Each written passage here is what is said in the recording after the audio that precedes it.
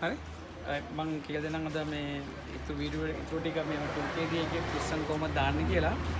අපි මේ පිස්සන් එකට මේක දානකොට රොඩ් එක මේ රොඩ් එකේ මේ ඩොට් එක මේ පැත්ත තමයි එන්ජින් ඉස්සරහා පැත්තේ එන්නේ.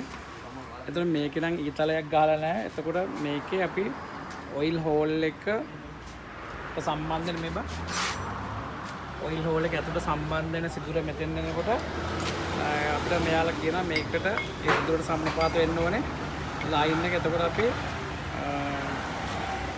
මේ ස්ටෑන්ඩඩ් කියන දැන් මෙන්න මේ වෑල් එකේ මෙන්න මේ ලොකු කට පැත්ත තමයි මේ පැත්ත තමයි ඉස්සරහට පැත්තට යවෙන්නේ සම්බන්ධ වෙන්නේ. ඒකල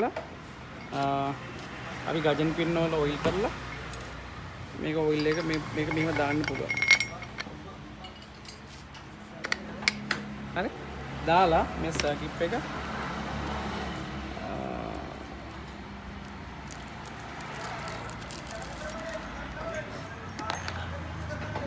ෆ්ලැට් පැත්ත ඇතුළේ වෙන දා ගන්න ඕනේ. මේ ෆ්ලැට් පැත්ත ඇතුළේ වෙන තමයි මේක දා ගන්න ඕනේ. මේ ටූල් එක පාවිච්චි කරලා අපි මේක කරකලා බලන්න මෙහෙම වැටලා නම් මේක කැරකෙනවා. ඕකේ අනිත් පැත්ත එකක් දා ගන්න මේ විදිහට මට්ටම් පැත්ත ඇතුළට දා ගන්න ඕනේ හැම වෙලේම.